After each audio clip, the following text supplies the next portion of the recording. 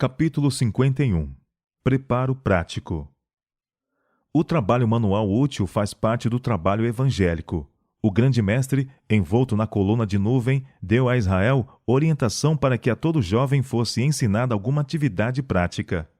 Era, portanto, o costume dos judeus, tanto das classes mais privilegiadas como das mais pobres, ensinar a seus filhos e filhas algum trabalho manual, de modo que, no caso de virem a surgir circunstâncias adversas, não ficassem na dependência de outros, mas estivessem habilitados a prover as próprias necessidades.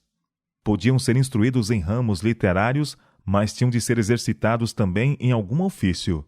Isso era julgado parte indispensável de sua educação. Agora, como nos dias de Israel, todo jovem precisa ser instruído nos deveres da vida prática. Cada um deve adquirir conhecimentos em algum ramo de trabalho manual, que em caso de necessidade lhe possa proporcionar um meio de vida. Isso é essencial, não somente como proteção contra as dificuldades da vida, mas em virtude de seu efeito sobre o desenvolvimento físico, mental e moral. Ainda que fosse certo não vir alguém a precisar de recorrer ao trabalho manual como meio de subsistência, devia ainda assim aprender a trabalhar. Sem exercício físico, ninguém pode ter constituição sadia e vigorosa saúde, e a disciplina de serviços bem regulados não é menos essencial para ter uma mente ativa e caráter nobre. Os alunos que adquiriram conhecimento de livros, sem obter o do trabalho prático, não podem alegar possuir educação simétrica. As energias que deveriam ter sido consagradas a ofícios vários têm sido negligenciadas. A educação não consiste em usar apenas o cérebro. A ocupação física é parte do preparo essencial a todo jovem. Falta um importante aspecto de educação, se o estudante não aprender a se envolver em trabalho útil. O saudável exercício de todo o ser proporcionará uma educação vasta e abrangente. Todo estudante deve dedicar parte de cada dia ao trabalho ativo. Assim se formarão hábitos industriosos, animando-se um espírito de confiança em si mesmo, ao mesmo tempo que os jovens serão protegidos contra muitas práticas más e degradantes, que geralmente resultam da ociosidade.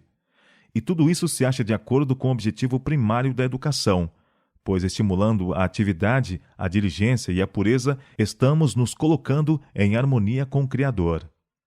O maior benefício não se obtém do mero exercício em si mesmo, como o que se pratica nos esportes.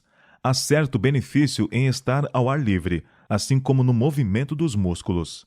Seja, porém, a mesma quantidade de energia dedicada à realização de um trabalho útil, e maior será o benefício. Experimentar-se-á um sentimento de satisfação, pois tal exercício traz consigo o senso da utilidade e a aprovação da consciência pelo dever bem cumprido. Os alunos devem sair de nossas escolas com educada eficiência, de maneira que, ao se acharem na dependência dos recursos próprios, possuam conhecimento de que possam servir e que são necessários ao sucesso na vida. O estudo diligente é essencial, do mesmo modo que o diligente e árduo trabalho. Divertir-se não é essencial. A dedicação das energias físicas ao divertimento não é muito favorável a um espírito bem equilibrado. Se o tempo empregado em exercício físico, que passo a passo conduz ao excesso, fosse utilizado em trabalhar segundo os moldes de Cristo, a bênção de Deus repousaria sobre o trabalhador.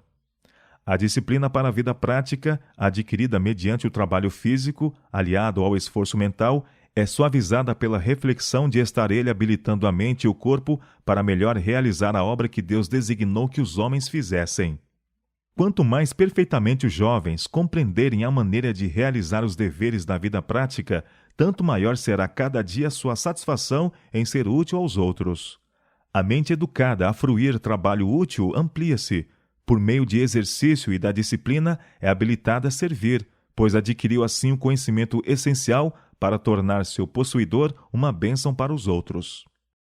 Não posso encontrar na vida de Cristo um exemplo de que dedicou tempo para esbanjar e se divertir. Ele era o grande educador para a vida presente e futura. Todavia, não fui capaz de achar uma ocasião em que ensinasse os discípulos a se entregar à diversão a fim de obter exercício físico. Tanto os rapazes como as moças devem ser ensinados a cozinhar economicamente e a dispensar na alimentação qualquer artigo cárneo. Não estimule absolutamente o preparo de pratos compostos de qualquer tipo de carne, pois isso é voltar-se às trevas e à ignorância do Egito, e não à pureza da reforma de saúde. Especialmente as mulheres devem aprender a cozinhar. Que parte da educação de uma menina é tão importante como esta?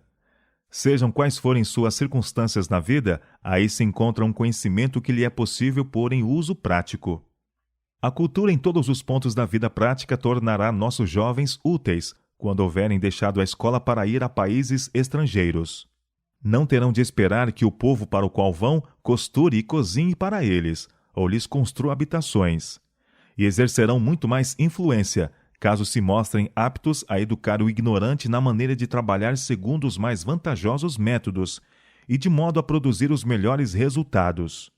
Menos recursos serão exigidos para a manutenção de missionários assim, pois têm empregado da maneira mais proveitosa as suas faculdades físicas em trabalho útil e prático aliado aos seus estudos.